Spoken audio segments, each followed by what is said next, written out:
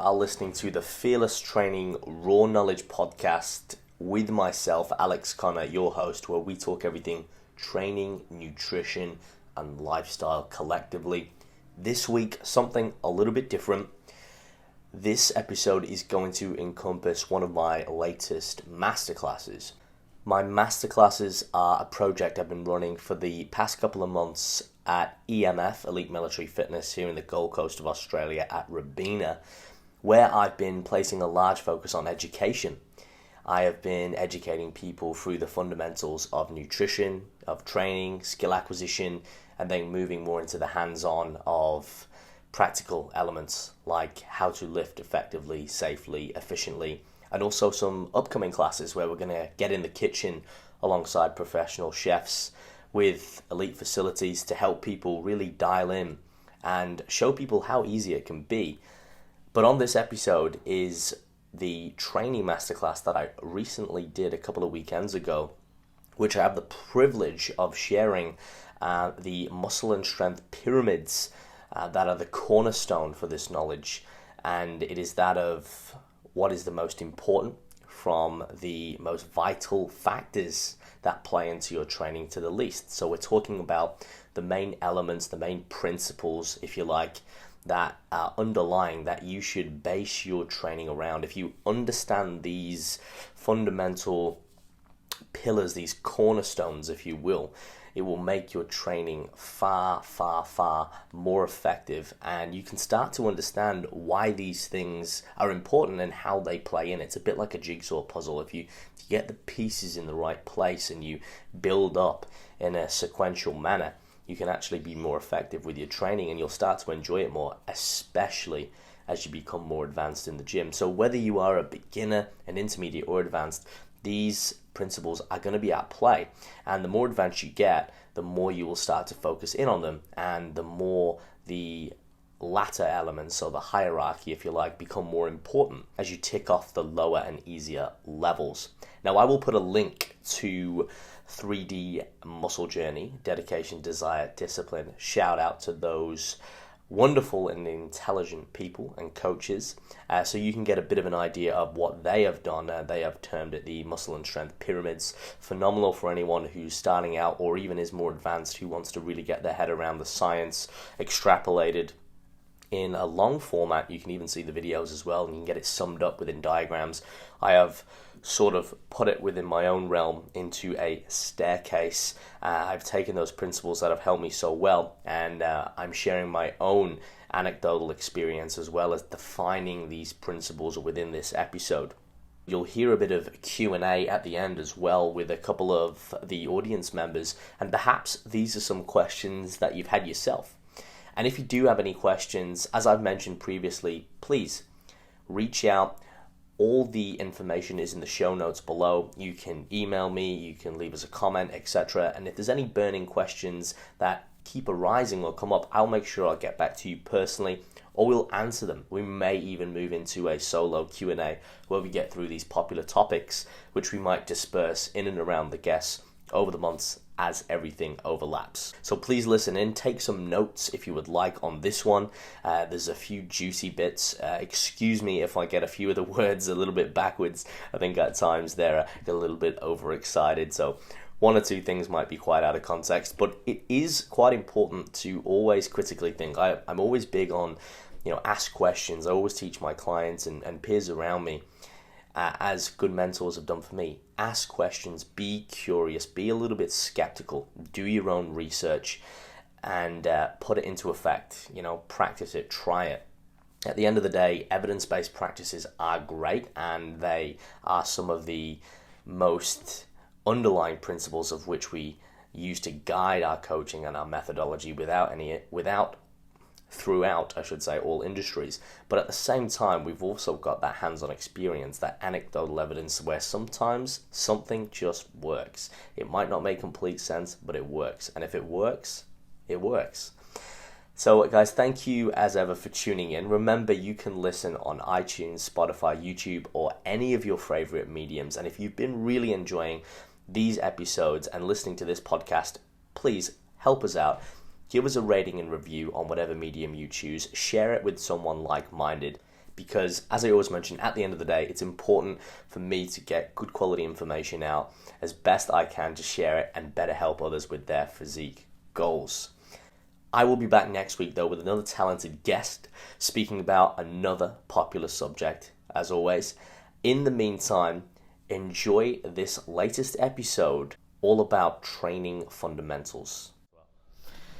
So for those of you who don't know, my name's Alex Connor and I'm a physique coach. I know some of you are my clients and some of you were here last time, but I'll just do a bit of a recap and set the agenda and some protocols just before we kick off so you know what to expect and how and when, etc. So I'm really passionate. What I specialize in is strength and conditioning and body recomposition. So put simply, helping people condition their body in a more desirable way via resistance-based activity, which correlates over to decreasing body fat and increasing lean mass respectively, but vitally in a way that's sustainable, flexible, and enjoyable. And that's something I always bang on about, because if it doesn't meet that criteria, it will never work. So what we're going to do today is we're going to run through the training principles. So for those of you who were here last time, it's a bit of a carry-on from that. We talked about the main principles of nutrition, and we talked about them from the most important facets and factors all the way to the least. And we're going to be doing the same here with training. Now, I'm happy if you want to take notes and you want to take pictures or videos or whatever it is, go for it. You will be getting an email about halfway through this seminar, which will summarize everything we've talked about. It will have a picture of this, but vitally, it will have an explanation of each section, bullet pointed out in a really easy way to digest and implement. So you can take notes if you want, but don't stress, it will be in that email. It's nice, readable, and it's really actionable too. And I'm going to explain it in a little bit more depth today. Now, I don't want to oversimplify things, because some of these terms at the moment are probably going to seem a little bit foreign, and some of them are going to seem pretty self-explanatory. But I'm going to give them context, and I'm going to make them bespoke to you. So I'm going to speak for about 35 to 45 minutes, and then, to give you as much value as I can, we're going to move around the room as I did last time, and I want to get some feedback from you, and I want to answer any questions that you might have in respect to this, because this has all got to be correlated over to your training and your goals. The last thing I will mention, if you do have any questions, pop your hand up. We'll answer them here and now. We don't necessarily need to wait for the end, because if you wait for the end, you might forget. Unless we're talking, we'll probably have enough time, as we've allocated about an hour to an hour and a half to do it. Okay, so as a bit of an overview, the first and most important thing when we look at any facet of training or nutrition or lifestyle is behavior and lifestyle. And again, we touched upon this last time, and to build on that again, what is behavior and lifestyle specifically, and how does it relate to training? Well, it affects us in a really big way, hence why it's the most important, because our behaviors, our habits, our preferences, our likes, our lifestyles, our jobs, our abilities, it all is compiling in relation to how successful we're going to be and how well we can adhere to the rest of, in this case, staircase, or the order of importance. So the first thing we have to do is start to look at those things. So if we move up to level 1, we have adherence, and then we have volume, intensity, and frequency. We have progression, exercise selection, rest periods, and at the top, tempo. And I always leave it open at the top, not because I ran out of room, but because it's infinite. You can always make improvements. There's always another level. There's always something you can do to make it better. But just like a pyramid, we have to start at the bottom, or a staircase, and we have to build it up from the bottom up. And that way it's going to be more sturdy. It's going to stand the test of time. So now let's dive into each one. I'm going to give you some basic recommendations and considerations, and then I'm going to give you some context. Don't take it as gospel, it's guidance, and at the end, with your questions, we'll make it a bit more specific and bespoke to each of you individually. Because, for example, you're all different in here. You might have similar goals, but the way you get there is probably going to be very different. But the principles of which you use are going to be the same.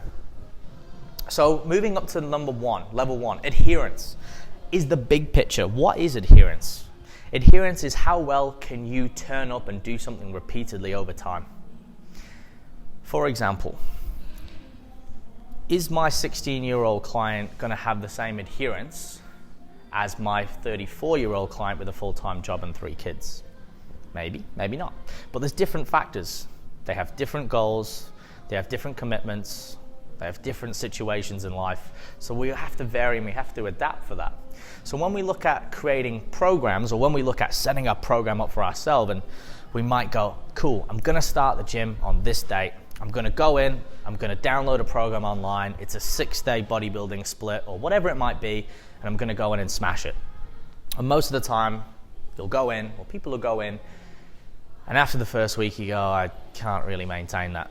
You're probably too sore, it was too much, and then by the next week you drop down to 3 days, 2 days, and then before you know it, the month's out and you're paying for a gym membership like most people and you're not really using it. And it sort of left a bit of a bad taste in your mouth. And every time you sort of go from 0 to 100, you go from here to here, here to here, here to here. And then when we go, well, how about we do something a little bit easier? Maybe we just try and go 2 or 3 days a week, and maybe we just go for 2 to 3 exercises instead. And we might think, well, no, that's too easy, so we don't do it. But we have to make it easy, especially at the start, depending on someone's adherence and again, someone's skill level. We have to make it so easy that we can't fail. If we get those wins on the board, we can always better to make it too easy and then up it rather than go too hard and then sort of fall off the wagon. Does that make sense? Yeah. So adherence, it's the big picture stuff. So the first thing that we need to do is we need to identify. So when I sit down with clients or with people that want help from me and they say, Alex, what's the best exercise for me to get jacked? Or what's the best ab exercise to get ripped? It depends, all right? Because it depends on a lot of things. And I have to teach people to ask better questions, because that is not really a good question to ask. But it's not your fault, or it's not their fault. They don't know. They're after that magic pill. They're after that black and white mentality. It's that binary thinking. It's on, it's off, it's right, it's wrong, it's black, it's white. But really, we have to teach people to critically think, so critical thinking, asking better questions. Well, maybe it's not the best exercise. Maybe it's some better exercises. Or maybe it's not the one thing. Maybe it's multiple things instead of just the one thing. So looking at your lifestyle and going, well, hang on a minute. If I'm working a 9 or 5, or I'm studying at the moment and I'm only working 3 days a week, but I've got this much time, perhaps going to the gym 3 days a week is better than going 6 days a week. And then maybe you can work your way up to, if it is your goal and you need to, 6 days a week, which for most people is unnecessary. And to be honest, you don't need to do it, which I'll explain later on when we talk about how to organize our volume. The next thing we do is have to commit. So once we identify what's going wrong and we can go, right, what can I change? What can I commit to? What are the minimum days a week? What is the minimum time I can spend in the gym in this scenario? Or if you have another goal, for example, it might be snowboarding or surfing or whatever it is. But I'm going to assume, because you're here, you're probably into some degree lifting weights. So in this case, it's weightlifting. How many days a week can I actually go? Put that number down. Can I do it? Think about your week. Plan ahead. Okay, well, what if I can't go in the evening, can I go in the morning? And a lot of the time, it's just breaking or making a new habit, because we might go, well, I don't really want to get up in the morning, but it might be the best time for us to train because it's the only time, and it might mean going to bed a bit earlier, preparing ourselves, and then getting up that little bit earlier and going to the gym and committing to it. Something else to note is periodization.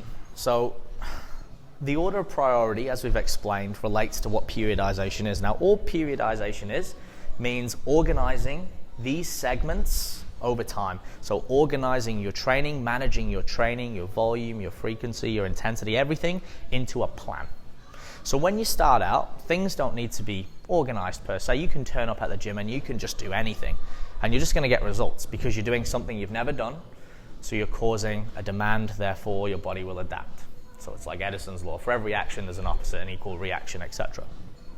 But as we move from a beginner into an intermediate, where to the point we can't just turn up and wing it anymore, and we can't just add weight to the bar, and we can't do things in a disorganized way, that's where periodization, or having a plan, comes into place. And that's where, for example, you might need guidance from a coach or a trainer to be able to help you organize that into a structured plan bespoke to your lifestyle, so you can turn up. You can still understand the principles, but you're not sort of going, I'm not really sure about that, and it removes a lot of the guesswork. So then we move on to level 2, and we're looking at volume, intensity, and frequency. Now, this is probably the most foreign term for most of you. Now, you probably relate and understand the terms, but what the hell has that got to do with training really? So let's break it down. So when we look at volume, it's like, for example, if I took my drinking, the volume is the total amount in this cup right now, or in this container, if you like.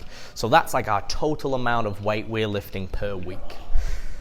Now, when we add up the totality of the tonnage, so say you go in and you're doing 100 kilos on a bench press, or you're doing 20 kg on a bicep curl, or wherever it might be, it's all of those kilograms added up over the week, or it might be the block. So a block being a month, or 3 weeks, or 4 weeks, or depending on your training, it might be a 6-week block, okay? It's the totality, it's the total amount that you're doing in terms of weight.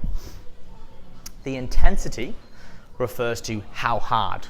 So we can usually use a percentage of 1 rep max, which is how hard on a given exercise could you do just 1 rep, your total max effort, and it's a percentage of that. So how hard are we working of a percentage of that 1 RM, but also on a scale of what we call RPE, which stands for rated perceived exertion. So really simply, on a scale of 1 to 10, if 10 is failure, my clients know this very well, 10 is impossible and 1 is super easy, where would it be? That relates to the intensity.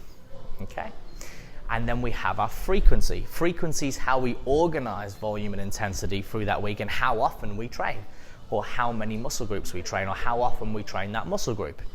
So all of these 3 facets have a massive relationship with each other. Now, to put this into context, this is where it starts to become a little bit more savvy, or this is where it can fall down. So say we have your typical bro. They'll go in the gym. We all know them, it's chest Mondays, and they smash one muscle group and they annihilate it. And then they wait a whole 7 days and then they train chest again. Now there's nothing wrong with that per se, but if we look at over time, periodization, it's probably not going to be the smartest way, because they're going to wait a whole 7 days before they come round and do that muscle group again. Where, what if they just eased back on the intensity a little bit, increase their frequency to train that muscle group 2 to 3 times a week? And the reason why we want to train 2 to 3 times a week is because from studies and meta-analyses, and what we know is, as natural athletes, training 2 to 3 times a week frequency enhances our MPS, which is muscle protein synthesis, so our ability to metabolize and create more muscle over time is going to be more desirable. Now a lot of people go, well, that's a lot, Alex. But if we then go and split our body parts up collectively, so instead of just going, well, I'm just going in and annihilate chest, what if I just did upper body? So I did a little bit of upper body, I did my chest, I did my shoulders, I did my back, did a little bit of arms. But I didn't do so much that I was destroyed after the workout. So then, 2 or 3 days later, I could come back and do it again. I might do a few more exercises, but I'll still train that muscle group. We might even train different rep ranges. Therefore, you've trained those muscle groups twice a week. So if we looked at it in a zoomed out version of, okay, so if someone trains one muscle group 1 time per week, and let's just say they do train every week, so it's 52 weeks in a year, they've trained that muscle group 52 times. Where someone who's done it twice has trained it 104 times, okay? So double the amount. But then we go, well, so more is better, Alex. Not necessarily. But if you think about, if we added the total volume of those 2 sessions together, collectively, they'd probably equal more than the 1. Or over time, they would equal more than the 1. Your body can only handle a certain amount of stress at one time before it goes, I'm out, I'm done. And again, we're thinking about the big picture. So we're thinking about, okay, I'm going to train this muscle group today, but I still want to come in and try my other muscle group tomorrow. I still want to come in the next few days and train it again. And I still want to come in next week and improve. Where if we just go balls to the wall straight away, like a lot of people do, and kill themselves, chances are you're probably not going to walk in a few days later. And then there's another reason not to go to the gym. Because I'm sore, because I'm tired, because I'm fatigued. And that's how injury happens. Because very often, no one really ever overtrains. Overtraining is when you do too much training, what we call overreaching, too much volume, too much intensity, too much frequency, to the point where we have adverse negative effects. So we might get injuries. We might not be able to sleep properly. We might lose the ability to recover. Our muscles are chronically sore. So we have what's called DOMS, which stands for Delayed Onset of Muscle Soreness. And we've all experienced it, whether it's in the gym or doing something that we didn't realize would make us sore. And it might be a bike ride that you went with a friend and you're not ridden for a while. And the next day you're like, oof, that made me a little bit sore. And it's just because we're not conditioned to it over time.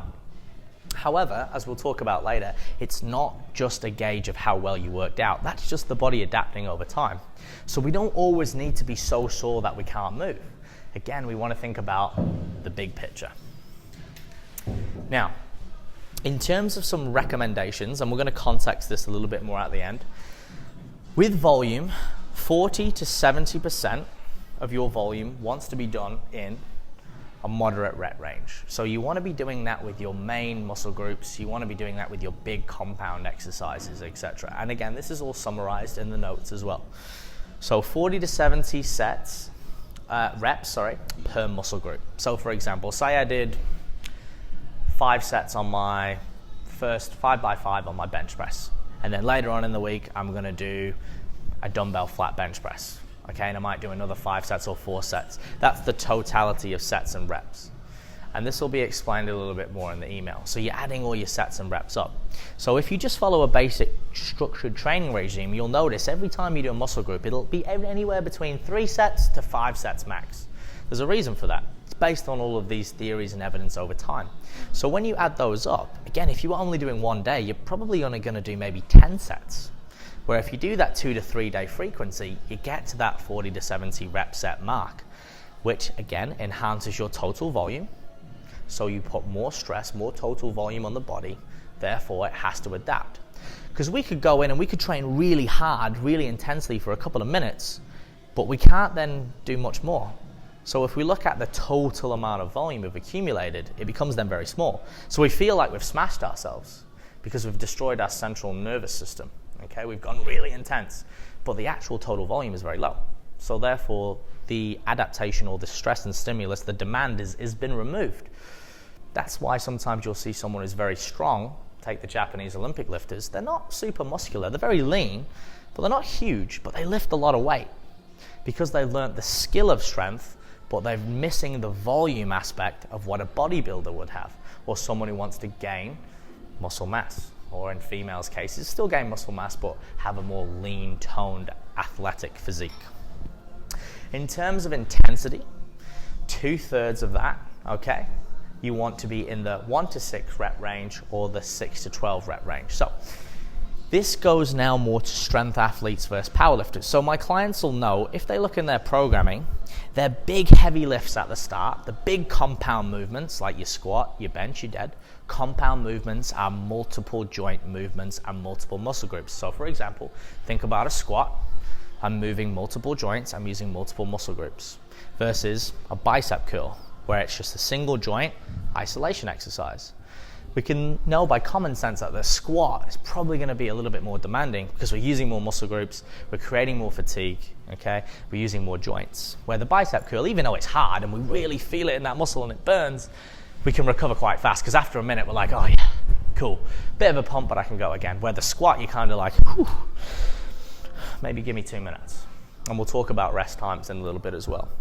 So if your goal is more strength, you want to be down at the lower rep range. And if your goal is to build more muscle, lose more weight, expend more calories, you might want to be up in the 6 to 12 rep range. Now, if we look at a scale between 1 to 15 reps, we can collectively term them as between 1 and 3 is more power. Anywhere between your 3 to 6 is more of your strength. And then anywhere between your 6 to 12 is more hypertrophy, which is just a fancy name for muscle building. And then 15 is more endurance, because that relates to the energy systems which are used throughout those ranges of motion. So if you do 3 reps with something, depending on how heavy it is, chances are you're not going to be really out of breath because you've just used your ATP CP. So think sprinter. It's really powerful. It stands for adenosine triphosphate creatine phosphate. So when we eat food, it converts it into ATP, and that's what we use as fuel. And then we have our creatine phosphate, which is why if some of you have heard of the supplement creatine, we supplement with that because we can't get enough of it in our food, so it can top our stores up. So when we lift heavy weights, we deplete those little stores of creatine and ATP, and then they fill up in between each set. But sometimes, if you don't have enough rest, that's why you think, I feel good, I get under the bar and I can't do many reps, because we still need a little bit more time, which we'll talk about a little bit later, to refuel that.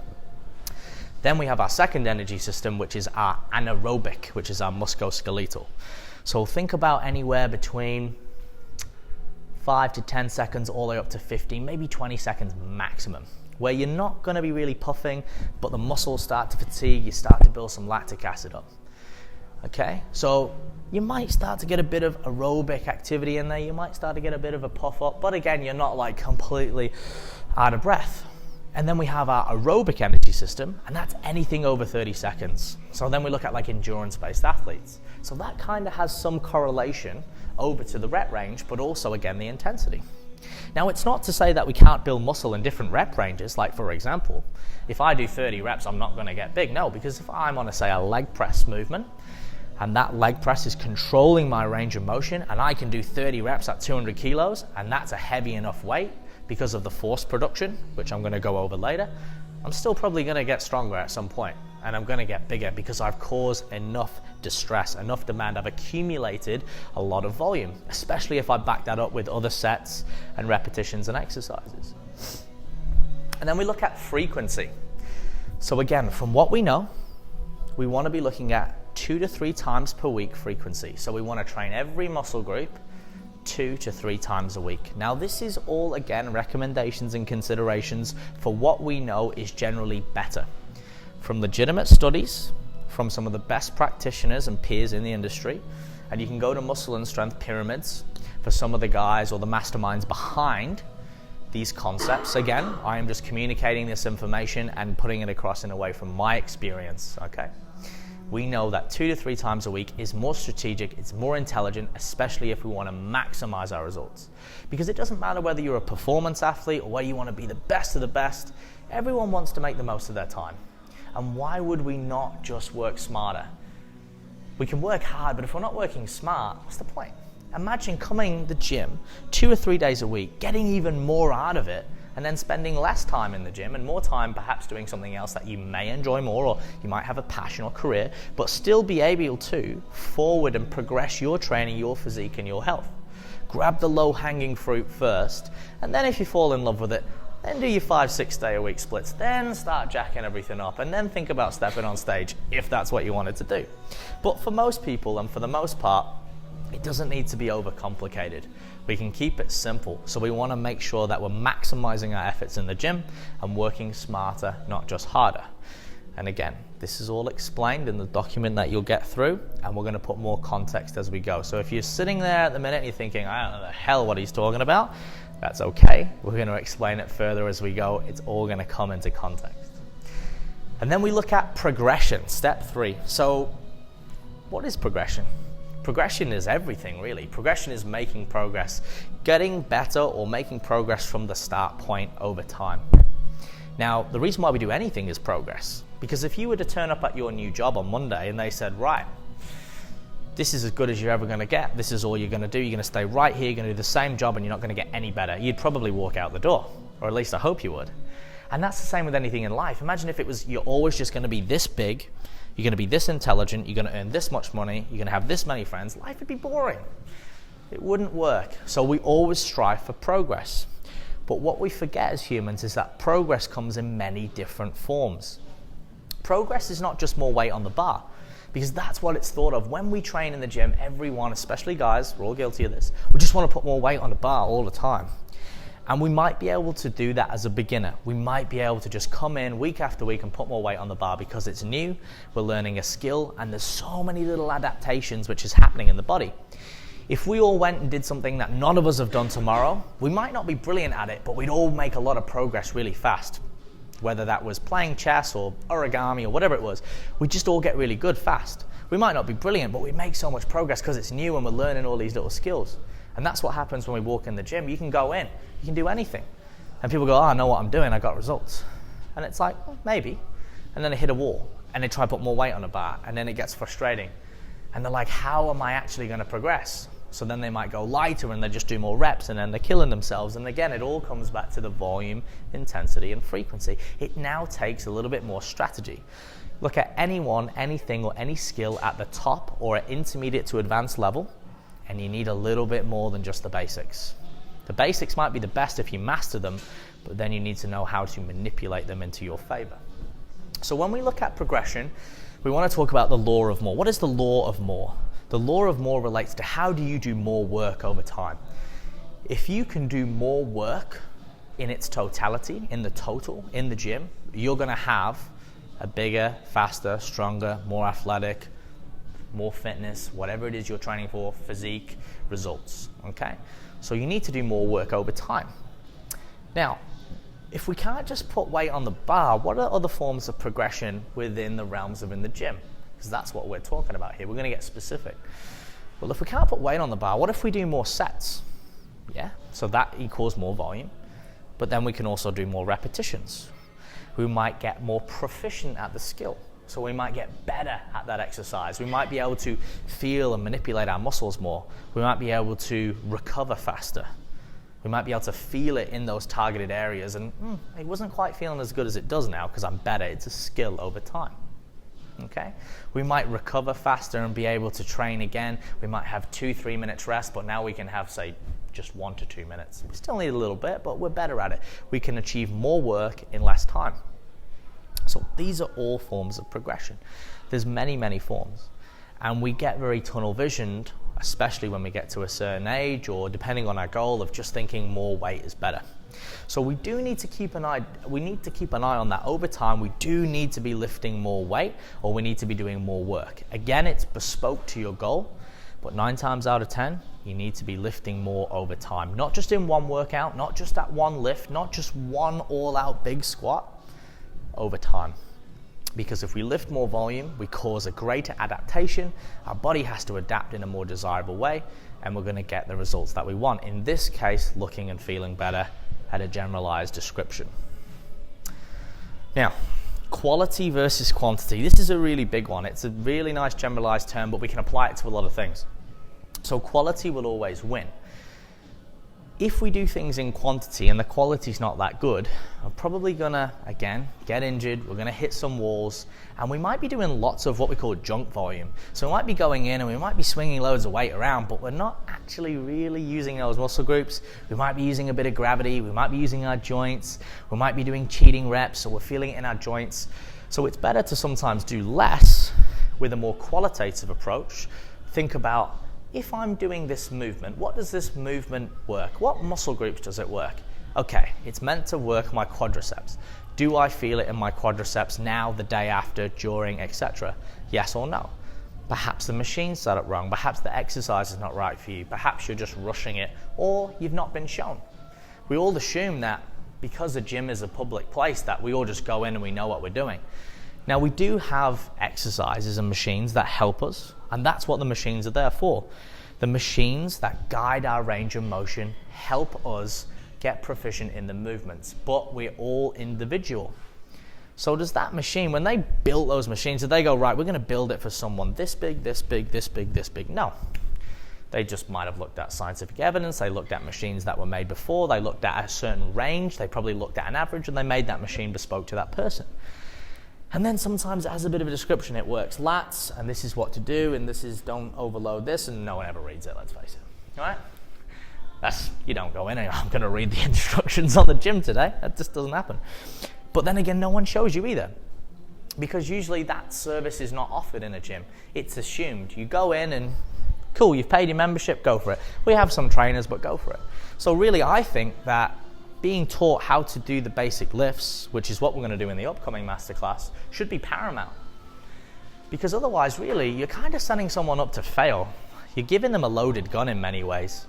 Because even though you might think that lifting is not that dangerous, it can be, especially if you don't do it right. And that can give someone a really bad experience, and then they go, you know what, that always hurts. And that's why a lot of people don't do these big movements like the squat variations or the deadlift variations, because I'm going to pull my back out. And you see these horrible stories on YouTube, you see people like destroying their knees. But look at the people who are doing that. 1, they're usually doing way too much weight. 2, they've not been shown how to do it. Or again, they're ego lifting. They're trying to do something which is completely unsafe. And the reality of it is, none of that stuff will ever really happen at that extreme edge. But again, it will put you off, okay? So having that guidance to springboard you. Say you were going snowboarding. You never snowboarded before. We've got lessons. Cool, I'll take a lesson. This is how you turn it. This is how you stop. This is how you go. Great. You might not be a pro, but at least you've got the basics. And the basics are the best. And those things will set you up for success so you can have a more enjoyable experience in the gym, but then you can also get more out of it as well. You can actually come in and go, at least I know how to use this and this machine. I feel a bit more confident. It's not a big alienated jungle. You don't feel like people are watching you, and you're able to actually get results. So it's a win-win-win-win in every way. And again, with quality comes quantity. So the more, and again, this is the irony, the more quality we have, generally the more quantity we can actually assimilate, because our body is able to then do more work because we're doing it properly. Where if we never quite get the hang of something, we're always going to be banging our head on the wall, and we're not going to be able to progress past that point, because a lot of this is a skill. And it's the same whether it's in a job. You wouldn't expect to just come in and go, right, cool, here's your new job, accountant, you know what to do. You might have had some studying, you might have had some experience, but you had all of those skill sets ready, and then it was implemented. But again, in a gym, it's just assumed. And that's just the way society's put us. It's put us that, hey, you know what to do. You've seen it on the news, you've seen people work out, just watch everybody else. But the fact of the matter is that most people haven't been taught to learn properly. I know for a fact that people say, oh, I just watch you, Alex. Or I just watch people in the gym and I just copy them. That's good and bad. One, it might give them an idea and it might be better than doing nothing. But two, they're probably picking up other people's bad habits. And it's not to say that I've got a brilliant habit either. Or it's not to say that they should be even doing what I'm doing. So if I say, well, should you train exactly like me, or should you train like Joe? And why would you do that exercise over there? When you ask people why, they don't really know. Again, it's not their fault. They've not been given the guidance and the support. So to recap on progression, when we look at progression, I want you to look at it now from a more holistic point of view. It's not just about more weight on the bar. It's not just about one thing, sets, reps. It's about all of those things over time. Every time you go in the gym with your program, you should be making progress in some way, shape, or form. So keep an open mind. Think, does it feel better today? Am I fitter? Can I do another rep? Can I do another set? Have I got a little bit stronger? Can I achieve it in less time? And you know what? You're going to have your good days and you're going to have your bad days. And if you do have a bad day, don't worry about it. Because that's one day in your whole lifting career. That might even be 1 week. And in the grand scheme of things, that's a very small amount of time. Because again, we're in this for the big picture, right? We want the long-term results. We want this to be sustainable. We don't just want to look really good for like 12 weeks and then blow out again. Because that's not health. That's not fun. That's not really good for anybody. So then we move on to exercise selection number 4. So we've learned about, okay, adherence. How many days a week can I go to the gym? 3 days a week. Cool, I can commit to that. I know I can do it. Volume, intensity, frequency. Okay, I'm going to train 2 upper body days, 2 lower body days, or it might be 1 full body day, 1 lower body day, 1 upper body day. So we've trained every muscle group 2 to 3 times a week. I've got most of my volume, again, at the start of the week in the full body. I've got my heavy lifts, and then I've got my more higher rep ranges at the end of the week in the lower and upper body splits. Okay? And then progression. Now I go in and I go, cool, it's not just about the weight over time. I can work within my sets and reps. I can improve my quality, my rest time, my movements. Cool, this is good. So what exercise do I use to fill that? What exercise should I choose? And again, that all comes down to what your goal is. Now, once again, specific to the gym, we want to be looking more at those big compound movements, because again, we get more value. So when we go in the gym, we could do a lot of isolation work, but again, if we look at volume, frequency, intensity, we're not really accumulating much work with that. We're not working many energy systems. We're kind of taking it easy. So the best thing to do was, depending on our skill, would be to go and seek out the bigger movements. And again, you might be up to the things like machines. You might have to do leg presses, etc. You might have to use hack squats or Smith machines just to get you in that rhythm. Or you might know how to do a squat, a deadlift, a bench press, a pull, a row. These bigger movements which cause more demand and acclimate more volume. That way, when you go in and you do that exercise, you can even do your first exercise and go, well, I've pretty much worked all of my muscle groups in full body. I've primarily isolated upper or lower, depending on the day, but I've got more out of it. And I might do another compound after that, and then I might do 2 or 3 more isolation.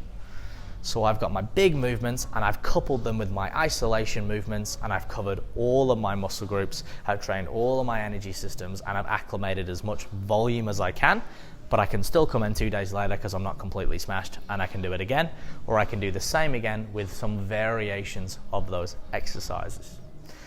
So for example, if we look at our compound movements, we want to choose between 50 to 80% of our total volume should be done in those 1 to 2 movements at the start. So those really big movements, and my clients know what I'm talking about here. When we look at our programming, the first movements you do every day, they should be the biggest movements, okay? They're the ones that are going to give you the most adaptations. They're going to accumulate the most volume. They're going to give you the most bang for your buck, if you like, the most value. So, for example, you wouldn't want to really go in and do a leg extension and pre-fatigue your quads if then you're going to get under a squat. People go, but it makes it harder. And I go, it does. But why would you want to make your first exercise harder when, one, it's hard enough on its own, and two, you're probably going to increase your risk of injury on a high-risk movement, but then also you're going to limit your total volume, because if I've already done loads of leg extensions and then I go and do a squat, I'm probably not going to be able to get as many, and I'm probably going to be a bit wobbly. And again, if we think about now volume, intensity, and frequency and how important that is, it doesn't really make sense to pre-fatigue a muscle group and then go and hammer it, because now we know totality of volume, not just how hard we're working. It's not important. We can make anyone sweat, but we've got to think about the big picture once again. And then for our isolation exercises, they're going to fill about 25 to 50%. So after you've done your 1 to 2, depending on how advanced you are, maybe 3 compound movements, you're going to couple those with isolation. So isolation, again, single joint movement, isolating one muscle group. Think curls, you might go tricep pushdowns, cable flies, anything where you're just moving in a single joint motion, isolating, hence the name, one specific muscle group. Compounds, multiple muscle groups, multiple joint movements. Very taxing, high risk, high fatigue, takes a long time to recover. Isolation, okay, low risk, low fatigue, fast recovery, okay, because again, it's a smaller movement, there's a bigger movement. If we look at specificity now, so for example, if our goal is all-out strength versus, again, hypertrophy or building muscle, or maybe it's just getting fitter, we're going to have a different distribution of the way we do those things. So for example, if we're more of a strength-based athlete, or we have more of an interest in strength, we might have more compound movements in there, and then we might have less isolation exercises. Because if we're a strength-based athlete, we're probably going to do more volume on our bigger lifts, so we can accumulate more volume and get stronger, and then we're just going to do a few little isolations because we don't want to over-fatigue those muscles for the next day that we come in. But for most of you here, because I know you're not powerlifters per se, we want to be doing more of that work in spread across the compound movements and then into the isolation exercises as well over time. So always think, what is my goal? What I'm actually trying to achieve? And to put it into context, think about a top athlete in any sport. Look at a sprinter, look at an endurance runner, look at a swimmer, look at a javelin thrower, look at a bodybuilder, look at a gymnast. Look at their physiques at the top of their game. They all have different physiques. You can even Google it and you'll have them all lined up next to each other, male and female, and they all look different. Now that there is direct correlation to their training, their stress, their stimulus that they've put on their body. It's not an accident that they look that way. Now genetically we're all a bit different, and you'll get like Usain Bolt, he's a bit out of the scope. He's a bit taller for a sprinter. He's not as muscular. Okay, but he has those attributes, so he's a bit of a crossover, a bit of a rule against the law. But for the most part, sprinters look like sprinters, bodybuilders look like bodybuilders, javelin throwers look like javelin throwers, swimmers look like swimmers, because they're designed to be good at their sport. A swimmer, a good testament of a swimmer is they're long, they're lean, they're agile, they're muscular, and they're not really usually short and stocky, because they're carrying a lot of weight. That's not good in the water. That's not good for muscular endurance. Then you look at a powerlifter, someone who usually is a bit more chunky and a bit stronger. They can put more weight behind the bar. They have more fast twitch 2 muscle fibers. That's why they're bigger. They have different aerobic capacities. So if we think about it like that, it becomes quite obvious to, oh, right, okay, so if I train this way, I look like that. And this is where it comes down to thinking about aligning your goals. So you've got to think about, well, how do I want to look? How do I want to feel?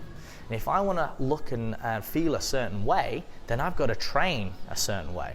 Where most people, when they enter a gym, they go, this is my goal, and they're doing this. So you want to get strong and you want to get bigger, but you get up in the morning and do fasted cardio, you do cardio after you work out, and then you're back here doing cardio again, and you've got a full-time job and kids.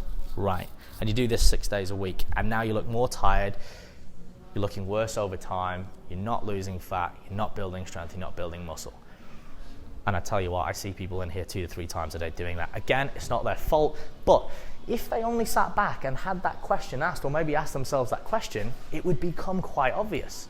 And that's where sometimes it takes someone like me from a different perspective, with a little bit more education in this field, to go, hey, look, if that's your goal, you don't necessarily have to do this. Okay, but again, society, misconceptions, other people do it, they get on, they do their weights, they hit their protein shake, they go on the cardio machine. That's what I got to do. I have to live that, that life. Or I've got to grind 24/7, and people think, I should be suffering, where really, you shouldn't be. Exercise is going to be challenging, but it shouldn't be impossible. And if it's not fun, we're doing it wrong. So again, it comes back to working smarter. There are going to be times where you will push a little bit harder. And again, depending on your goals and the athlete, that'll be in the competition preparation period, not all the time. Because again, sustainability is key. If we're going balls to the walls all the time, we can't sustain that. There's no one out there that does. Even the top athletes, you see them grinding, that'll be a specific time where they go through that phase. But there's times where we've got to work smarter. We're still working hard, but we're working smart, and we're spreading that volume. And that's where periodization comes in. So when we look at spreading it out, if we would look at, say, like a swimmer or a bodybuilder, we have a GPP, which is a general preparation period, which is the longest, biggest bout of training. That's when we're learning acquisition, we're building volume, we're doing all the things we need to at a whole. And then we go into an SPP, a specific preparation period. That's where we go, what is specific to the athlete? Let's take CJ, for example. He's a swimmer. Okay, so he needs to be quick, he needs good aerobic capacity, he needs to be agile and powerful in the water. Okay, he's very strong at freestyle swimming, so we need to make sure, what can we kind of emulate in the gym, or what can we do that has a crossover? So we look at exercises, we look at training methods, rest periods that are more bespoke to that. So then when CJ gets in his CPP, competition preparation period, when he jumps in the pool, that's all crossed over. So he's got a baseline strength and conditioning. He's worked specifically on his attributes or movements that are similar, that have an acquisition or a crossover. So when he does do his competition, he's got those movements, he's got that enhanced performance. So it sounds really simple when we explain it. You want to get better at squats? Squat more, right? You want to get better at lifting deadlifts? Deadlift more. At the very base of it, and then it becomes organized, etc. So specificity is really key when we're looking at those sorts of things. Now, to put a bit of context for those of you who just want to body recomp, so Alex, I just want to lose a bit of fat, want to gain a bit of muscle, I just want to look and feel better. Again, let's derive those principles that still work for the athletes, that still work for the majority of people, but let's just tone them down a little bit. Perhaps we don't have to go as intense, we don't have to train as much, but we're still going to abide by those same laws, and we're going to get that desired result, and we're going to make it bespoke to you. All right, you can't do a squat, we'll do a hack squat. You can't do a leg press? Okay, we'll change it. We'll do something else. We'll do a Bulgarian split squat. So oftentimes it comes down to common sense. But you said to me, Alex, I need to squat, deadlift, and bench. Yeah, but if you can't do it, and we're not a powerlifter, we don't have to do it. So let's just do something else, accumulate volume there. What can we do that's enjoyable, pain-free, and we can progress over time? Because the person who is able to do that, even though his program on paper or her program might not be perfect, but if they're progressing over time, who's winning? The person progressing or the person banging their head against the wall, getting injuries, trying to do movements that they think they need to do because of the paper says, but in real life they can't do it. So sometimes we have to go, hang on, take a step back, progress. Okay, comes back to those main principles, adherence. So now let's move up to rest periods, because this is a bit of a confusing one. Most people in the gym, they'll come in and they'll just smash it out, bam, bam, bam, bam, bam. And there's multiple reasons for that. Again, they don't really know, or they're probably training pretty easy. They think they're training hard because their heart rate's up, but really they could probably be lifting more weight, they could be lifting it better, and they're just trying to get in, get out, and get it done. And that's okay. If you don't love the gym, you don't have to sit there and marinate in it, but you want to give yourself a little bit of an opportunity to lift a certain amount of weight and get the most out of your time in the gym. Because there's no point in turning up to the gym and paying a membership 3 times a week if you're not getting anything. Oh, but I'm enjoying it, I'm happy. Yeah, well, that's good. That is really good, and you should do that. But let's face it, we're here for results, right? We're all in the gym to get results. There's not one person, if I asked, do you want to get results from the gym, would say, no, I'm just happy going through the motions. Right? But the fact of the matter is most people are going through the motions. Again, that's where someone with a bit more experience or perhaps training with a friend, having a bit of accountability, or having a trainer comes in handy, because they give you that leap up, they give you that accountability, they give you that push that you might need at the end of the day, they give you the roadmap. You're still doing the effort, but they might provide the tools and the direction to be able to get where you need to go. For our big compound movements, once again, we've sort of touched on this. If that's the biggest, most taxing movements that we do, it does make sense that we're probably going to need a little bit more rest. And like I explained to you before with the mechanical aspect of it, with the ATP, CP, the reason why we need that little bit more rest is because it is more taxing, it's more demanding. It's going to hit our central nervous system a little bit more. That's why sometimes when we do big movements, I say, where do you feel it? And you might go, well, I kind of felt it everywhere, Alex. Where if I sit you on an isolation leg extension, where do you feel it? I feel it here. It's very apparent. So it almost kind of is a bit counterintuitive. And then the next day or an hour later, you feel really fatigued. And that will be more the compound movements because, again, it's working different energy systems. It's more fatiguing. Because there's so much going on, especially if you're a new lifter, you might not be able to ascertain what muscle groups you feel it in until the next day when the delayed onset of muscle soreness, DOMS, kicks in. Where on the isolation exercise, you feel it straight away, but then about a minute or two and it goes, and then you can do it again. Where with the compound movement, you need that little bit more time just to recover to be able to get those reps out. So a recommendation again for compound, your big movements at the start, anywhere from 2 to 5 minutes. Now when you're a beginner, you'll probably be able to get in and go because you're not lifting that much weight, you're still learning the skill, it's new, you can adapt. But as you start to acclimate more volume, you start to get more proficient, you start to lift heavier weights, which is custom to you. Everyone's got a different rep range and a different weight that's heavy for them. You're going to need to take that a little bit longer. All right, cool, I need a bit more rest now before I go in. Have a bit of a drink, move around, what it is. So again, this is just a recommendation. Depends on the type of athlete. A big powerlifter who's lifting in an intensification phase a lot of weight is probably going to have up to 5 minutes plus in between their rest periods. For most of us, we're going to need maybe 2 to 3. We're not going to need that much because we're not all out just lifting super heavy weights. Because again, we're not trying to be powerlifters. We still want to get stronger, but again, we want to improve body recomposition and fitness and general conditioning over time. So then we move into our isolation exercises, which is a little bit shorter. 1 to 3 minutes. Again, you're on an isolation, you get a bit of cardiovascular capacity going on, you're using your aerobic and anaerobic energy systems. You might need, a little bit less time because the movement is not as taxing. Even though you start to breathe a little bit more, within a minute, it's not caused as much central fatigue, so therefore you can get back on and you can take that one a little bit heavier, or you can take that one a little bit faster, if you like, I should say. So what you'll find again with compound movements is, well, as I mentioned before, they're really fatiguing. They're really high risk, okay, because there's a lot going on. You don't have a lot of support from the machine. There's a lot that can go wrong in the movement. And that's why when we talk about training to failure, which is what we see a lot of people do in the gym, like people go, and they're smashing it out. Training to failure is not a good idea because when we train to failure, it increases the risk of injury. Okay, it increases the longevity of our recovery time, so we can't come in again, and it also decreases our amount of total volume.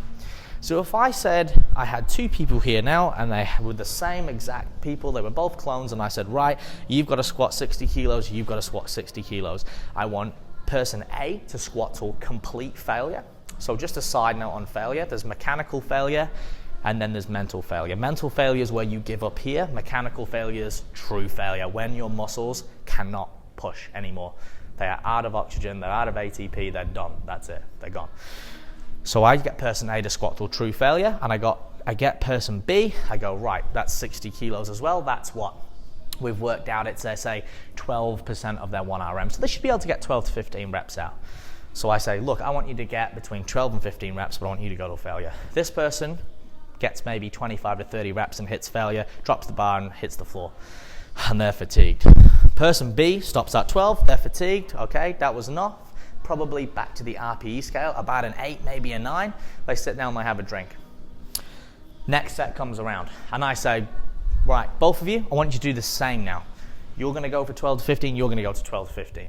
Is this person going to be able to get 12 to 15 now? Not only for that set, but if we're doing 2 more sets, and then we've got all the other workouts to do, is he going to be able to get through it as well? He might, but he's going to struggle, and then he's got to come in again 2 days later. Right? So this person has effectively lifted more volume, but not destroyed themselves So they're still able to accumulate more, but then they're able to push through. Performance has still not been completely destroyed. They've still got acquisition, so they're not going to be jelly and walking or going out the way. They're going to enjoy the experience because they go, Alex, that was challenging, but yeah, after a day's rest, I can come back and I do it. But this person's going to probably, see you later, right? I'm not, that's terrible, that's horrible. I have to do that every time to trade or failure? No, thank you very much. But that's what people do. And it's usually the younger crowd, again, it's us men in there, we're grinding it out and we're doing reps and reps, right? And it doesn't have to be that way, okay? One week we want to train it, we want to be a little bit smarter. So take a little bit more rest, okay? It all comes down to your skill level. And when you are training till failure, if some of you, because I know some of you watched that story I did on Instagram yesterday, I basically talked about in the compound movements, that's when you don't take it till failure, okay? Because there's a lot that can go wrong. You've got a big bar on your back, or you might be lifting a bar, or you're doing a leg press. You don't want to take that till failure. You do your reps, you get in, you get out. But then you've got your isolation work, like your leg extensions, and there's not really a lot that can go wrong apart from just going to drop the weight and it's on the machine. And again, the central fatigue is a lot less. So that's when we can, if we want to, that's when we can push. Because we know that they're going to recover. They're going to recover in a couple of days, especially if we've been training for around a month, and you'll be able to come back in, accumulate more volume. You've not injured yourself or had a bad experience on the compounds lifts, but you've still been able to kind of take it to that next level if you really want to. And yeah, I really felt like I pushed and I sweat, but you've not caused yourself harm. So that just comes back to training intelligence and understanding the priorities and periodization as a whole. The last thing we're going to talk about before I hand it over to you is tempo. And there's a lot of misconceptions about tempo. Now, in its entirety, just lift weights. That is literally it. But I need to give you some context because it's too generalized. So what I mean by that is people go, you've got to do 2 seconds down, 3 seconds up, time under tension, this, that, and the other. Now, if time under tension relates to how long that muscle is under tension. So you'll see people in the gym and they might do it with a barbell, they might do it with a dumbbell, and they'll hold that tension, they'll go really slow, and they'll do maybe 3 or 4 reps, and they might use a really light weight. And they'll go, I've destroyed the muscle, it's hard. There's a problem with that. And that's force, mechanical tension. There needs to be enough force on that muscle for it to grow. Because if that were the case, I could walk around with this pen all day and I'd be absolutely massive. Right? I could just put some ankle weights on and I'd have jacked legs. It doesn't work. That's too easy. A good example is, you may have heard of, I know George will have, NASA. When people go to space, or the astronauts go to space, they do have exercise. They have regimens that they do. And you might have seen little videos where they're on these machines, and you're like, what are they doing up there? Because gravity is different, oxygen is different, the environment is different. Gravity's pull on Earth is different than it is on different planets or when you're in space. So therefore, the force production on the muscles is different. You could lift more weights in space because gravity is different, right? But that also creates less of a demand for muscle tissue to be there. So by doing these exercises with the astronauts, they're trying to cause a little bit of fatigue, a little bit of tension, a little bit of force on the muscle, so the muscle goes, we still need to be here. Otherwise, they, what we call atrophy, they start to disappear, they start to eat into themselves, they start to, break down, if you like, because there's no demand for them. And again, if the astronauts are not eating enough food, and hey, let's face it, their main goal up there is not squatting 200 kilos, it's probably to assess extraterrestrial life or to do testing or whatever it might be in the realms of astronomy. So it's very, very different, but a good example nonetheless. So when we look at that, the bro might go, well, I'm doing 5 seconds down and it's so hard and I'm getting a sick pump, and it's like, yeah, great, but you've used 5 reps. I've used 20 kilo dumbbells. I've done 4 sets of 12 to 15 reps. Who's accumulated more volume? Therefore, who is going to get more adaptation? Me.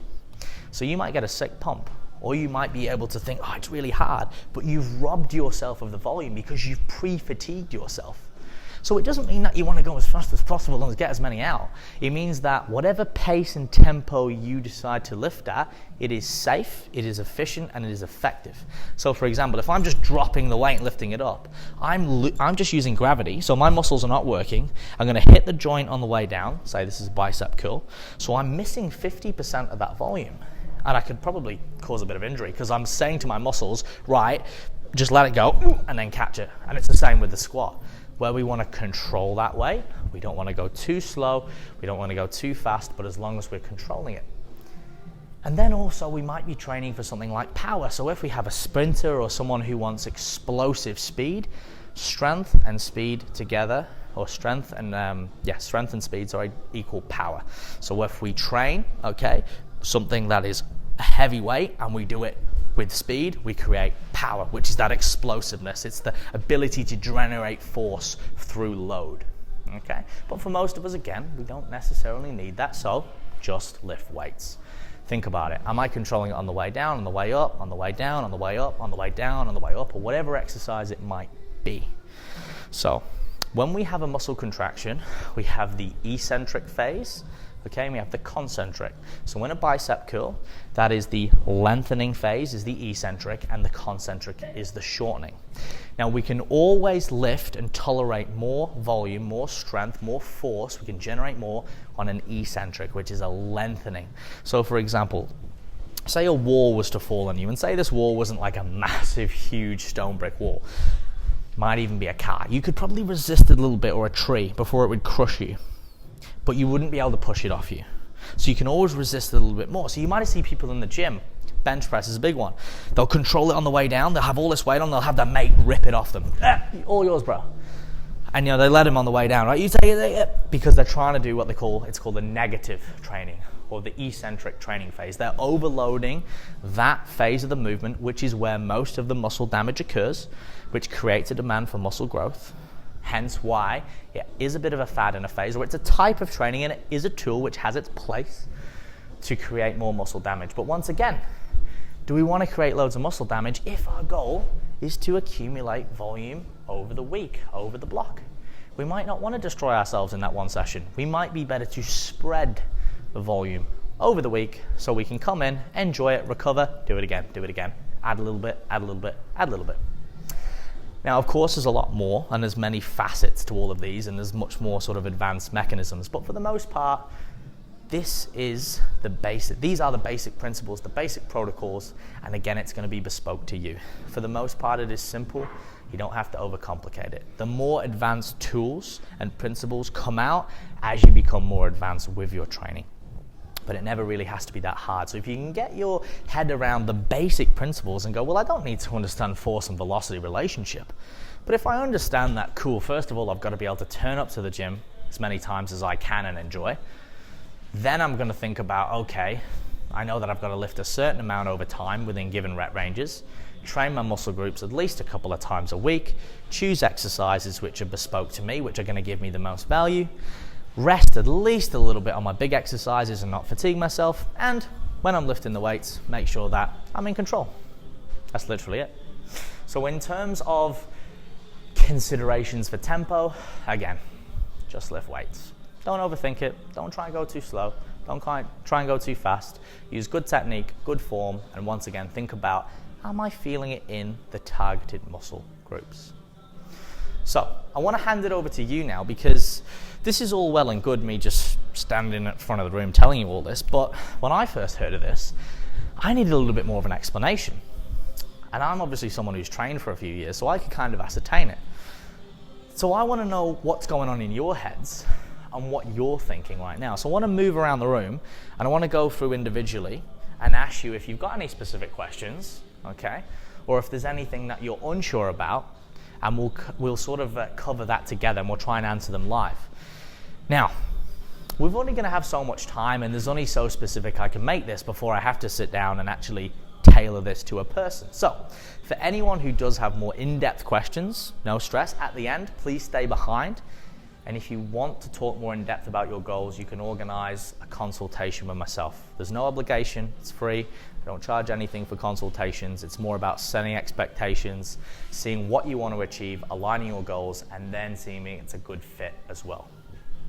But before we get to that, let's move around the room, okay? So CJ, do you want to hit us off? And again, you might not have any specific questions, but maybe if you don't, your interpretation, does that make sense? Or is there anything on there that you're querying that you're like, that doesn't really make sense, Alex?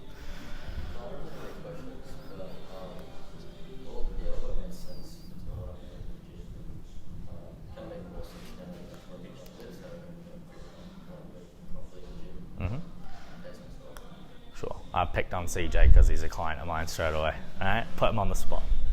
All right, and what about yourself? I'm more on the side of, because he does swim, we're always told, have protein, but no later than 30 minutes after the swim.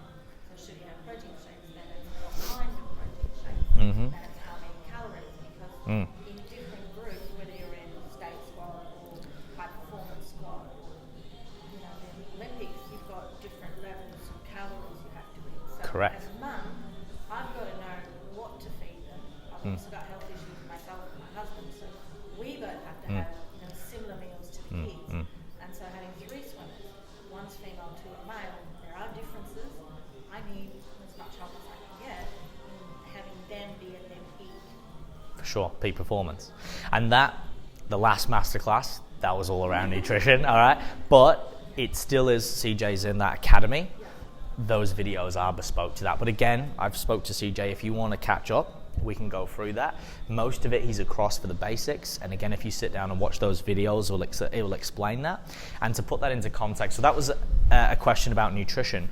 So for those of you who were here last time, and for those of you who weren't, it's the same theme, apart from these are different protocols and principles. So once again, it starts with getting the basics right, which is what we're teaching CJ, which is again, behavior and lifestyle. Then we're looking at actual energy balance, calories in, calories out, macronutrients, protein, fats, carbohydrates, micronutrients, vitamins, minerals, fiber, etc. And then nutrient timing, and then supplementation. So the more advanced CJ gets, and the more he can take control of those bottom layers, when the meal frequency and nutrient timing really comes into play. Because say, for example, we have someone who goes, well, I am taking my pre-workout, or I'm eating a meal 60 minutes before, and I'm eating a meal within 60 minutes after, and I'm getting a protein shake and everything. And I go, cool, great. How many calories do you require? I have no idea. Well, then they're putting the cart before the horse, because then they're just saying, well, even though it might be a good idea to make sure you're eating foods around your nutrition, or around your training, I should say, and you do need to make sure you're well fueled and well hydrated around those times, especially as you become more advanced. If you still don't know how many calories you require, and you're not even feeding your body the right amount of energy, then all of that's out the window. Because the protein shake's not going to make the difference if everything else is out of whack. Does that make sense? But again, we can make a time to sit down and talk through about that, just so then you can be better prepared. The cooking masterclass, not next, but the one after that, that'll be the one as well, where we're hands-on, so you can get an idea of better preparation methods, how you can be more efficient with simple foods to, again, fuel the athlete and yourself and your husband for better health and functionality. Cool. Vicky. I have 2 questions. Go for it. My first question is about, I guess it's different for everyone, but how many exercises should you do in one session? Should you do 6, 8? Yeah. And like time, should we go for 10 minutes, 40 minutes, an hour? I guess an hour. Yeah. No, that's it's, and it's a really good question, Vicky. So Vicky asked, if you didn't hear it, how many exercises per session, how long should it go for, etc., sets, repetitions. And again, it depends. But again, for recommendations, you probably want at least 2 to 3 compound movements coupled with 1 to 3 isolation movements. So to give you a little bit more clarity and context, for someone, say, who, like yourself, wants to improve body composition, because we're in the gym environment, you probably want to look at anywhere between minimum 2 to 3 days a week training frequency, up to 4 to 5 maximum. Okay, you want to have upper and lower body splits, or you might even have what we call legs push pull, and you want to have at least 1 to 2 compound movements with, I'd say, 2 to 3 isolation, starting with 4 to 5 sets for your compounds maximum, or even 3 sets, and then 3 sets, 2 to 3 sets for your isolation exercises. Initially, it should take you anywhere from 45 to 60 minutes, and then depending on your goals over time, it may be pushed out just over 60, maybe maximum hour and a half if you are a strength-based athlete, because by the time you warm up and do your big compound movements, and then you get into your what we call accessory, which is more isolation, or a few of the latter compound exercises, it will take you that much time to transition and get through. But for yourself, to achieve what I would emulate, what you would foresee as desirable, you could still do very, very well with 3 to 4 days a week, 45 to 60 minutes, and again with those recommendations for sets and reps. Does that make sense? Second question? About incorporating cardio Sure. If you were going to incorporate cardio, it depends on, again, the type of cardio you're doing and your goals. So I wouldn't have anyone doing cardio, especially at the start, unless they needed to.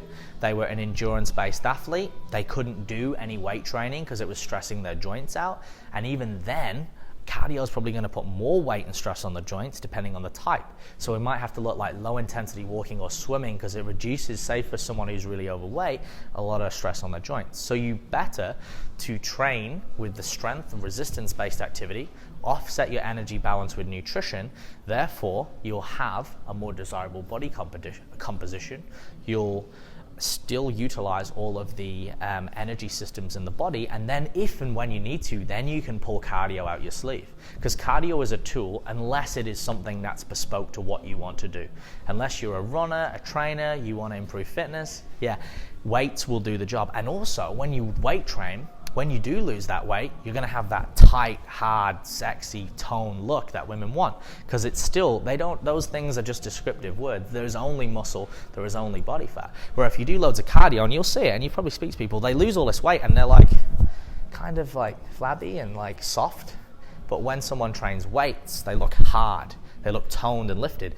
That's for a couple of reasons. Muscle mass, okay, because it's hard, pulls the skin tighter to the muscle. Also, what it will do is when you train, you'll need carbohydrates to fuel. So that's going to increase the ability and your storage of what we call glycogen. So carbohydrates broken down into glucose and glycogen stored mainly in the muscle and the liver. With the uptake of glycogen comes the uptake of water. We're 80% water. For every 1 gram of carbohydrate stored, generally there's going to be 3 to 4 grams of water in that cell. It's going to make it bigger, it's going to make it harder. So you're going to look fuller, okay? You're going to have a different look over time.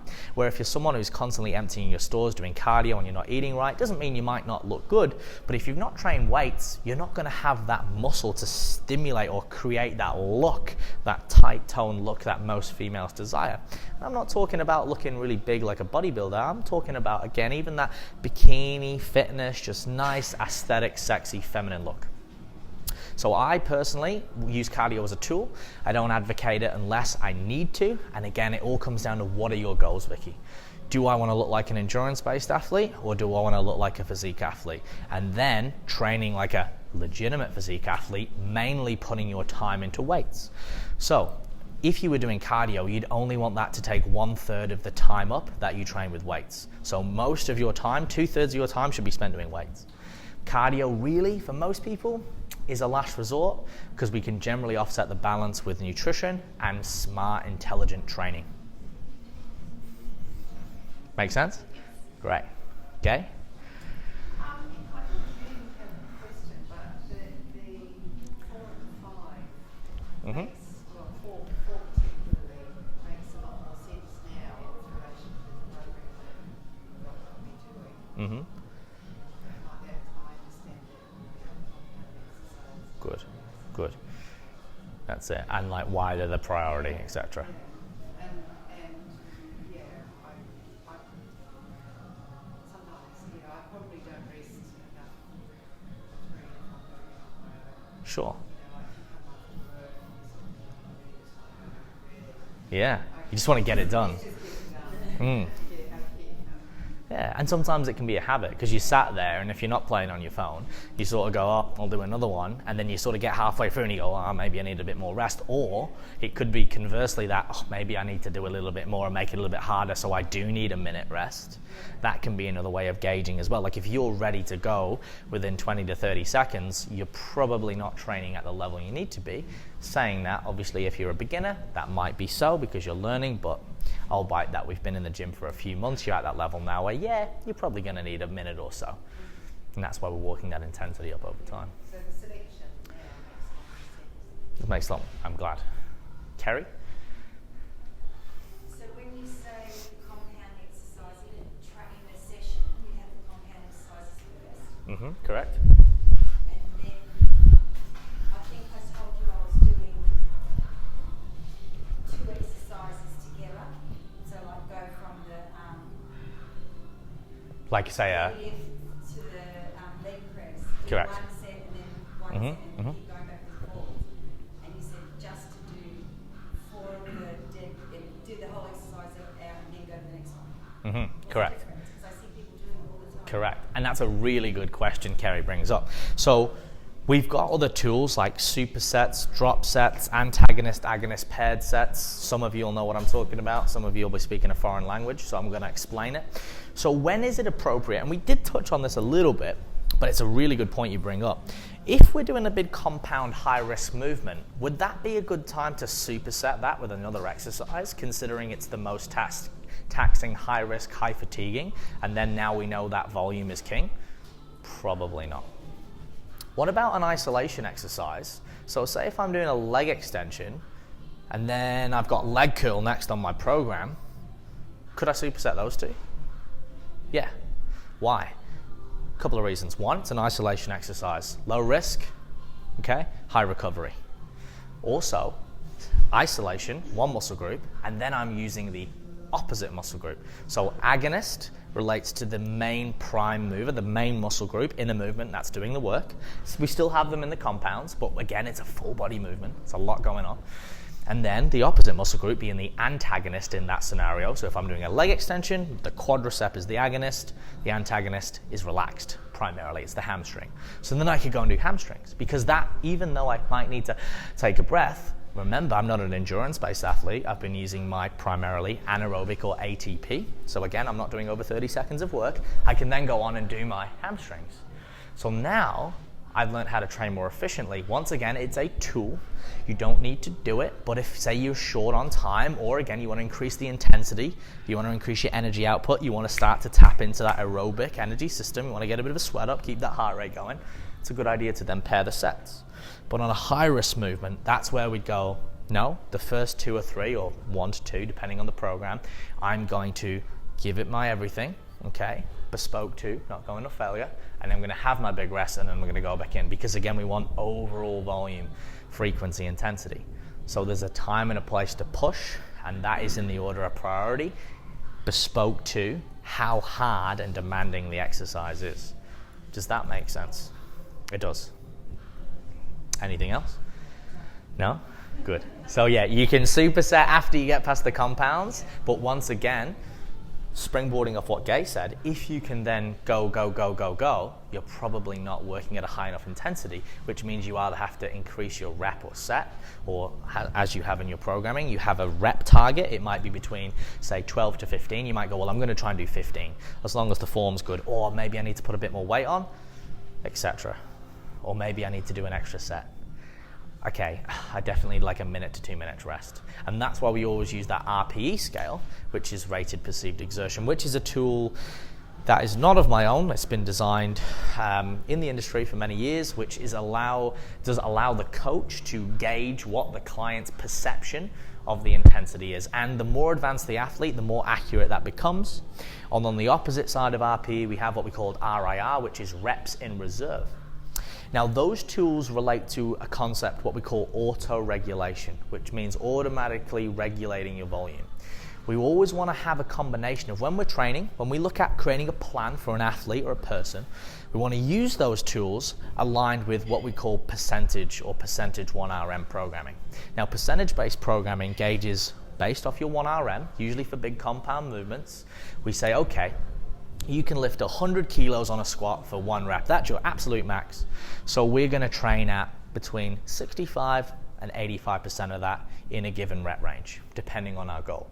So again, we're not quite at failure. We're still training intensely, so it should be about between that at the low end, 6 RPE, at the high end, 8 RPE. So we always leave a little bit in the tank and we progress over time. But when we have a beginner athlete and we have someone new and we learn the skills, they can just adapt. So there's no point in really giving them too much reliance on percentage-based training, because what they just squatted 1 week ago in 4 weeks might be just really easy because they've learned the skill. And now they can actually use their muscle groups correctly. So really, their 1RM wasn't their 1RM because it was more of a skill than I don't have enough muscle mass or strength there, because they're able to regain that skill. So when we use auto-regulation, that is, hey, this program is a guide, not gospel, and sometimes you need to get the program and kick it out the window. And you need to listen to your body. The program is there as a guide, okay? So if you feel good and you feel strong, sometimes go more. If you're feeling tired, back off. It's better to live to fight another day. And we've also got to remember, well, at the same time, Alex said if I feel good, go for it. Don't kill yourself, because then you can't come in later on. And oftentimes when you start a program, or you start what we call a block, okay? So when in periodization, we have microcycles. So microcycles are like your 1 week sort of blocks of training. And then you have your mesocycles, which are the in-between. That might be like a couple of weeks, 4 weeks, and then you have your macro meaning big once again. That might be 8 weeks, 6 months, usually like a year of training. Okay, so we always want to think, what kind of phase are we in at the moment? And all right, well, I've got to leave, this start of my block might be a little bit easy, and then as I get to the end, it gets more intense, and then we taper or deload, where we purposely reduce the volume so we can acclimate and over recover, and then we start a little bit higher than we did when we started that block, and then we build up again. So over time on a graph, it looks like a wave, and it's called wave loading. That is called progression. And we want progressive overload, because progression is not linear. It's not going to be over time. It's going to come up, it's going to come down, we're going to have good days, bad days, but again, we always got to zoom out and think, what's the big picture? What is the big goal? It's not about one epic workout. It's about what you do most of the time. It's the same with food. It's not about one great meal. It's about what you do most of the time. Consistency. Ladies? Questions, queries, concerns? I have a comment on your side of the Yeah, go for it. so I have a gym membership. I do go and I like my classes as well. But I started by playing, I've always been sport and team sports and stuff. Started by playing hockey about 4 or 5 months ago. Mm-hmm. Had injury after injury from coming up to it, putting on full MCL. I'm kind of losing my emphasis of going to the gym, thinking I can't work this, and my bottom half is what I want to change more so, and it's just kind of how I can overcome that. Yeah, and like how to work around things. So when you're looking at like limitations, injuries, impingements, sometimes you've got to look at, well, what movements can I do? And say at the worst case you can't do anything, you may have to recover for a period of time, but it sounds like you can do something. So that might be a case of going in the gym, again, with someone a bit more experienced, or doing a bit of research and trying the more single joint movements, like a leg extension or a leg curl. So standing under a squat rack is going to require a lot of movement, a certain level of flexibility and skill. It's going to be quite high risk. You might start on a leg extension, so you're sitting down on a machine and you're going, can I move through that range? Yes. Well, when you're doing a leg extension, the hamstring may be stretching, but it shouldn't be contracting. So again, you have to think about what actually works. So even sitting down now, can you do that movement? Can you? Yeah. Yeah. And so again, this is where training intelligence comes in and go, well, can we do something? And there's always something we can do. And it might even be in the pool hydrotherapy, moving in the pool, doing things like leg raises, again, knee ups, etc. It reduces the resistance and the impact on the joint, but it still allows us to move. If we can move, we can start to build strength, we can start to expend calories. Obviously, the other facet of that is nutrition. Having obviously a nutritional alignment or an energy intake which is congruent to, at this point in time, perhaps being in a slight deficit, so losing weight, or being in a maintenance phase, because obviously our energy expenditure might be reduced. But it's finding something that you can do, and that might be, again, working with a physio and going, hey, you know what, you can move through these planes of motion, you can do hip abduction or whatever, flexion, extension, technical terms, but basically just moving through different ranges. I can do these, and then starting with them and progressing them over time. A lot of surgeons and doctors, and it's not their fault, they won't really know about these movements. Although they're very intelligent people, they're very specific to identifying and overcoming a certain topic, a certain part of the anatomy. So for example, one of my mentors, Dr. Eric Helms, who was one of the creators of the muscle and strength pyramids, he tore his labrum in his hip, and he's had to have a bit of surgery. And then he got the surgery, and after the surgery, they said, Helms, Dr. Helms, you can't, you're not going to be able to train for X amount of weeks, and you're not going to be able to do this, that, and the other. And he said, oh, okay, that's cool.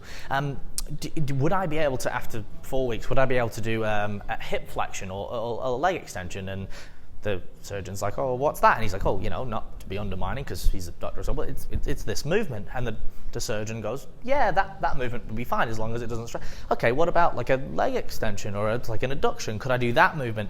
Yeah, because it doesn't load the labrum of the hip. And yeah, so I could do this, and this. Yes. So now he's gone from doing nothing for 6 weeks to, after say so many weeks, starting with these basic movements, purely based on the fact that he had the education to go, well, he's telling me I can't do anything that inhibits this.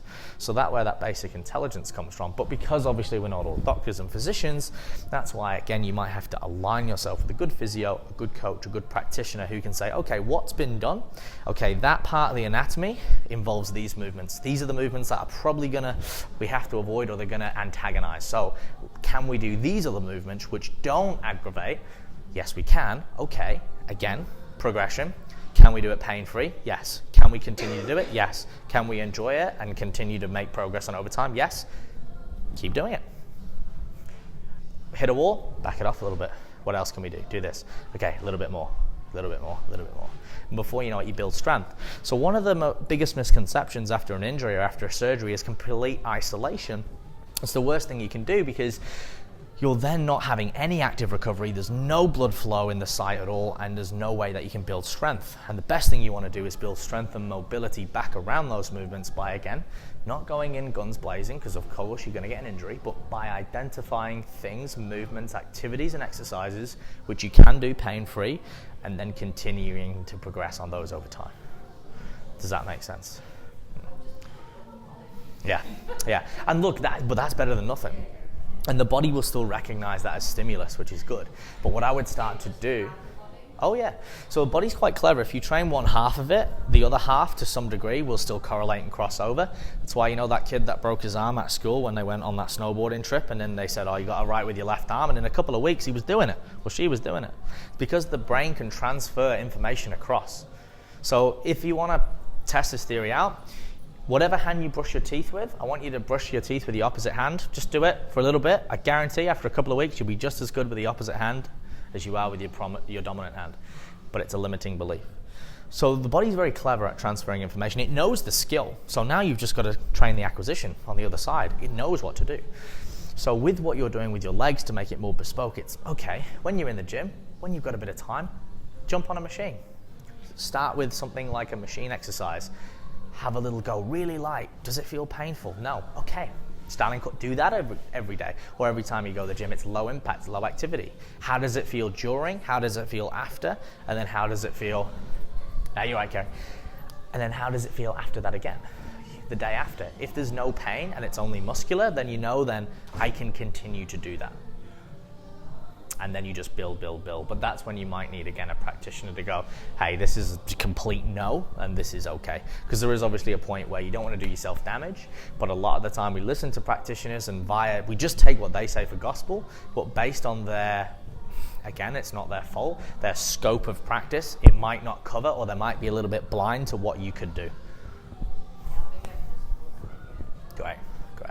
And look, if you do, you find that that's not really helping, I do have some amazing professionals that I'm aligned with. I don't get a kickback, okay? But they're very hard to find good people, and I can put you in touch with them, and they will be able to help you out in getting your body mobile and active again. Yeah. Makes sense? I actually got a lot out of it. I sort of understood different bits of it to my own sort of understanding, and sort of made a lot of it clear. And it's actually kind of made me want to be a bit more engaged, which George knows I'm pretty stubborn and don't want to really do things. So yeah, you've actually explained all that really, really well. So. Yeah. And it made sense for the most part? Yeah. I mean, there's a couple of things that I was like. Yeah. But yeah, no, it's pretty good because I kind of had a bit of I've been training for about 8 months, just on and off. And it gave me a good understanding of stuff that I probably didn't really care about before. Just made me go, probably should care about that. Yeah. Oh, good. That's great feedback. Yeah. And look, I know there's always going to be a few grey areas, and it's always hard in 1 hour to kind of cram a lot in. So if we can get the basic. It's very overwhelming. I'm very reluctant to get myself into it. So I'm sort of just thinking what I want to do, which has suited me up until now. And this has definitely made me feel like I can be more engaged. So, fantastic. Well done. I appreciate it. I'm glad you took something positive. Gentlemen, Toby, do you want to start us off? Most of my questions We did last week, yeah. But good exercise selection coming up to summer, and I'd like to get back into the water with a little.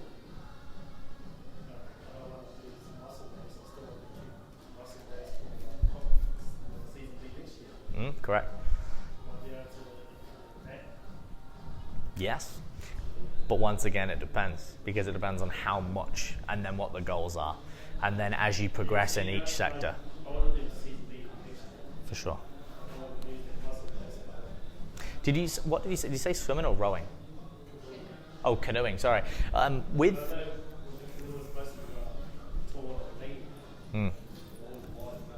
Correct. Yeah.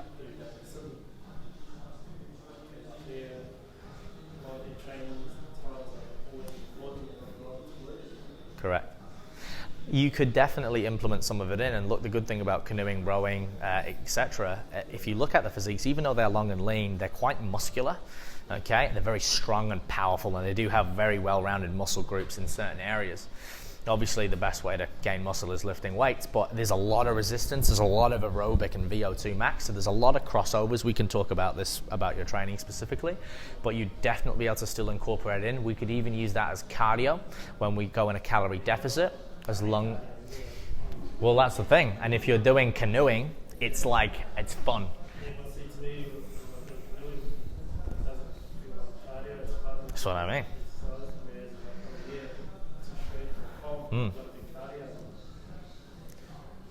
Yeah, exactly.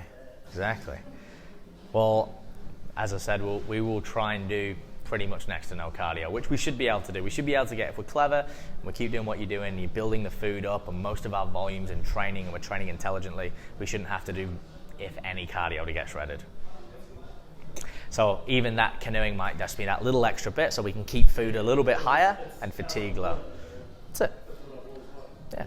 And that's the thing, and if you like it, then we need to acknowledge that, but it just might not be a 5-day-a-week thing, it might be a 1 to 2 day a week thing, and only, I don't know how many you do, but there you go. Yeah. We can look about that. Before you start though, have a chat to me about it, and we'll make sure we factor that into your programming. Okay? Beautiful. And so kind of relates to giving up people programs. With your exercise selection, your progression, thoughts on like power building style Yeah. programs and relating to beginners, intermediates, and advanced level? Yeah. Would you go with those programs for beginners? Or would you focus purely on hypertrophy and then their strength gain after, or the other way around? It's a really good question. So more bespoke to physique sports here, and power building is a term where we look at powerlifting and bodybuilding combined, and it's generally come from the fact that we look at big strength-based athletes like powerlifters, and there is a correlation and there's a relationship between strength and obviously size, and vice versa. So there's a saying that a bigger muscle has the potential to be a stronger muscle, and a stronger muscle has the potential to be a bigger muscle. So again, it depends on the athlete. Now, in a perfect world, I would still have a combination. The priority, to keep it simple, to recommendations, to answer your question specifically, if our main goal is hypertrophy, 1/3 of our total volume should be done in the 1 to 6 rep range, powerlifting. 2/3 of that volume should be done in the hypertrophy 6 to 12 plus rep range. Switch it around if it's strength, because there still needs to be, remember, so even if I'm a powerlifter, I get as strong as I can for my body weight and my muscle. I'm using all of my horsepower, and then at some point, if I want to get stronger, I gotta add more lean mass because I need more power. I need to recruit more horsepower. It has to come from somewhere, right? I need to upgrade.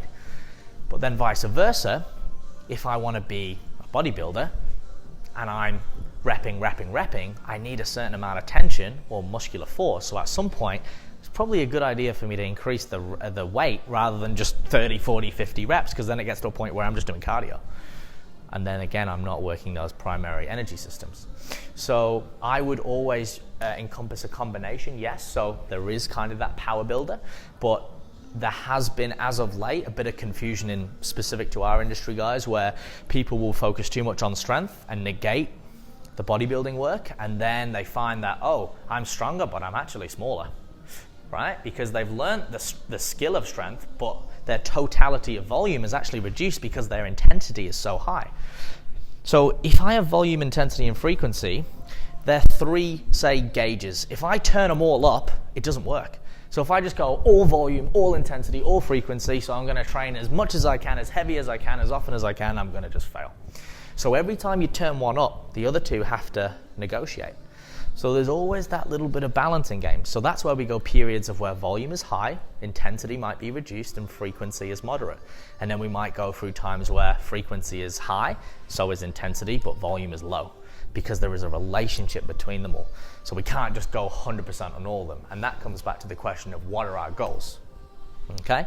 So we've got to realize as well that there is an importance to both, but always coming back to what is my main goal and where do my priorities and what am I doing most of my work in terms of rep ranges and totality of volume. So for us, similar goals of being physique athletes, we definitely want to utilize strength to our advantage, but unlike a powerlifter, we don't necessarily just have to get really good at squat, bench, and dead, although it's probably in our best interest, or in our interest if we can do it safely, if we can do it efficiently, pain-free, and we can progress, because we can accumulate so much volume.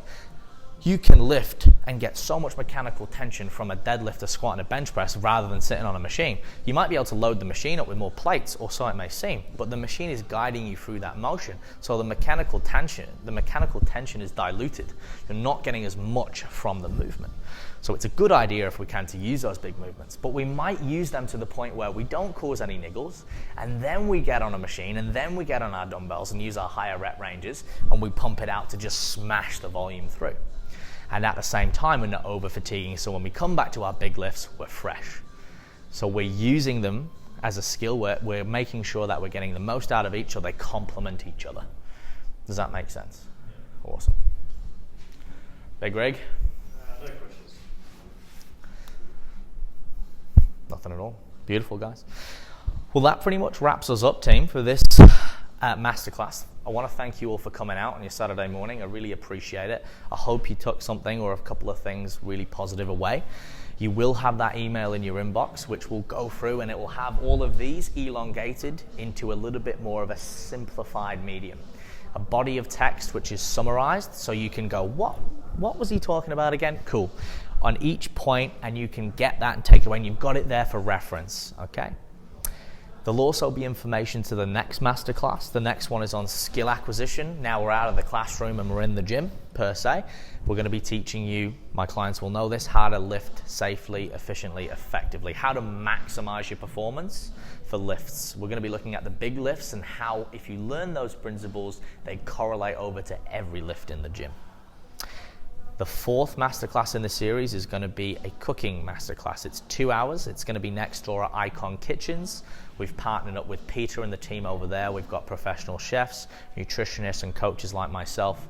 I'm going to be teaching you about how to prepare your food, what foods to eat, some basic recipes and examples, and how you can basically have these foods and make them taste better by using the basics, but also prepare yourself for the week. For someone with a busy schedule, and you've got some key takeaways there as well. You're going to be able to make food, you're going to get hands-on, you're going to get to take food away, eat it, try it, and we're going to make sure we explain it all and spend that time with you as well. So they are the upcoming masterclasses. The skill acquisition one.